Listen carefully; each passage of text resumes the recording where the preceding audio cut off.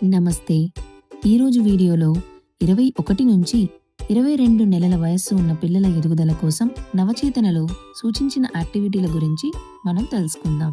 గృహ సందర్శన నంబర్ 19కి ముందు ఈ వీడియో తప్పకుండా చూడండి.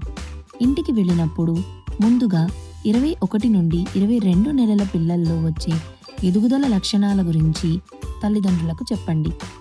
తర్వాత వీడియోలో చూపిన సులభమైన ఆటలను బిడ్డతో కలిసి చేసి చూపించండి.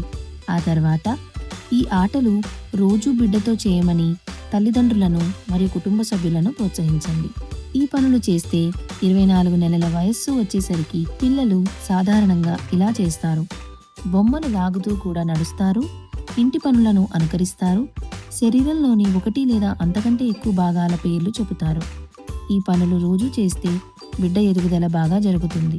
21వ నెలలో చేయాల్సిన పనులు: నటన ఆట, జంతువులు పక్షులు, కప్పుల గోపురం ఆట, పైకి కిందకి ఆట, తాళాన్ని అనుకరించడం.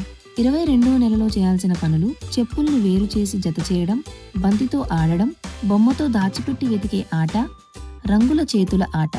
ఇప్పుడు చూద్దాం ఈ అమ్మ కప్పుల గోపురం ఆట ద్వారా బిడ్డ చేతుల వేళ్ల బలాన్ని ఎలా పెంచుతుందో. ఇదిగో ఇలా చూడు నాన్న, మనం ఈరోజు టవర్ చేయబోతున్నాము. చూడు ఎలా చేయాలో. 1 2 3 4 5 6. ఇలాంటి చిన్న చిన్న పనులు నియమంగా చేస్తే పిల్లల మొదటి 3 సంవత్సరాల ఎదుగుదలకు బలమైన సహాయం అందుతుంది.